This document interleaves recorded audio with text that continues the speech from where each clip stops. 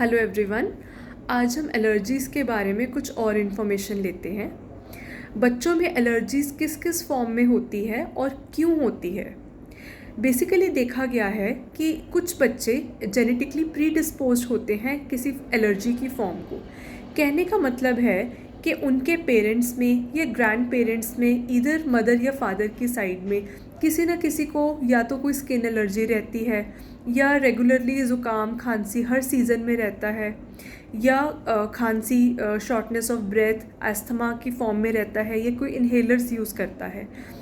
ऐसी फैमिलीज़ में जब बच्चे होते हैं उनमें ये जीन्स बाय जेनेटिकली ट्रांसमिट होते हैं।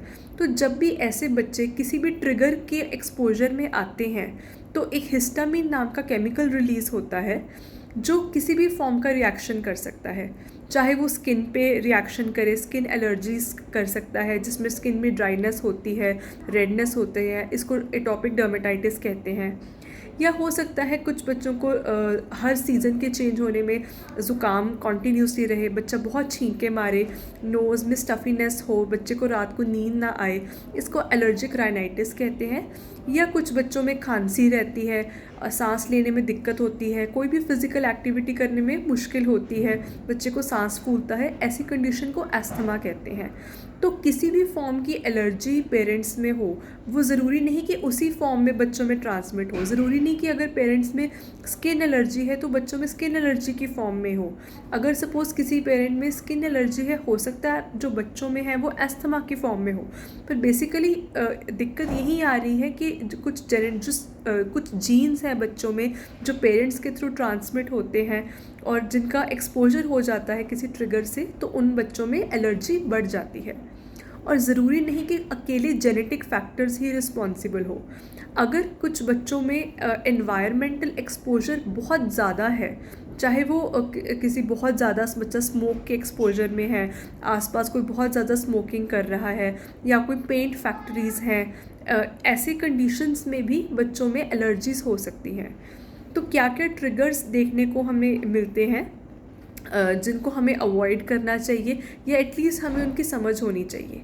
अगर हम घर पे ही रिस्ट्रिक्टेड रहें तो घर की बात करें तो जैसे हम घर में आम तरह से मॉस्किटो कॉइल्स यूज़ करते हैं मच्छर भगाने के लिए, डिओड्रेंट्स यूज़ होते हैं, परफ्यूम्स यूज़ होते हैं, एयर फ्रेशनर्स यूज़ करते हैं, अगरबत्ती यूज़ होती है, या किचन का स्मोक होता है, या जो अगर घर पे हमने लॉन बनाया होता है तो उसमें जो सूखा घास है वहाँ पे मिट्टी जो इकट्ठी हुई होती है, कुछ वीड्स होते हैं, जो हाउस माइट्स हो गए, बच्चों के घर में स्टफ़ टॉयज़ हो गए, सॉफ्ट टॉयज़ हो गए, या अगर घर पे पेट्स हैं तो कई बार क्या होता है कि जो पेट्स हैं उनका सलाइवा उनके फर पे लग जाता है, तो उसके कांटेक्ट में आने से ये सब बेसिक ट्रिगर्स हैं जिनके कांटेक्ट में बच्चा आए तो ये एक एलर्जन है और बच्चों को रिएक्शन हो सकता है।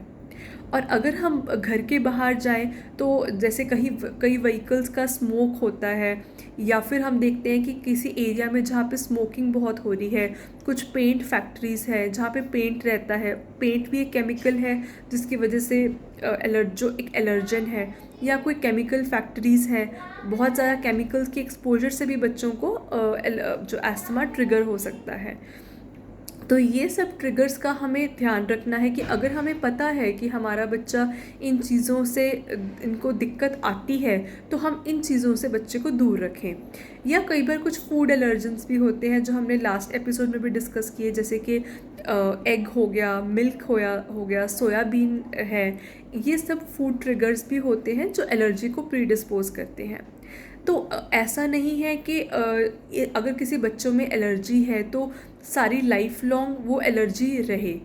अगर हम एक इनिशियल स्टेज में, अगर सपोज़ हमें पता है हमारा बच्चा 1 या 2 साल का है और उसको स्किन एलर्जी है, या हमें पता है कि उसको रेगुलर कोल्ड वगैरह रहता है या बच्चा बहुत छींके मारता है, तो ऐसे बच्चों को हम इसी स्टेज में अगर ट्रीट करवा लें या डॉक्टर्स से हम सलाह लेकर बच्चों की प्रॉपर ट्रीटमेंट करवाएं तो ये एलर्जी आगे जाके जो अस्थमा या दमे की प्रॉब्लम हो जाती है उससे बचा जा सकता है।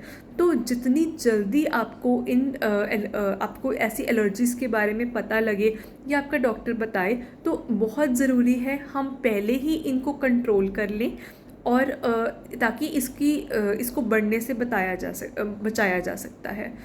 बहुत ज़रूरी हो जाता है जो हम बेसिक चीज़ें घर पे कर सकते हैं, जैसे बच्चों के बेड शीट्स हैं, पिल्लो कवर्स हैं, उनको गर्म पानी से रेगुलरली वॉश करें। बच्चे के जो टॉयज़ हैं उनको हम रेगुलरली वॉश करें। जो घर में विंडो पेन्स रहते हैं, एयर कंडीशनर्स हैं, उनको साफ़ करें। एयर कंडीशनर्स को रेगुलरली हम सर्विस करवाएं। जो हमारा रेफ्रिजरेटर है, फ्रिज है, उसको अच्छे से साफ़ करें।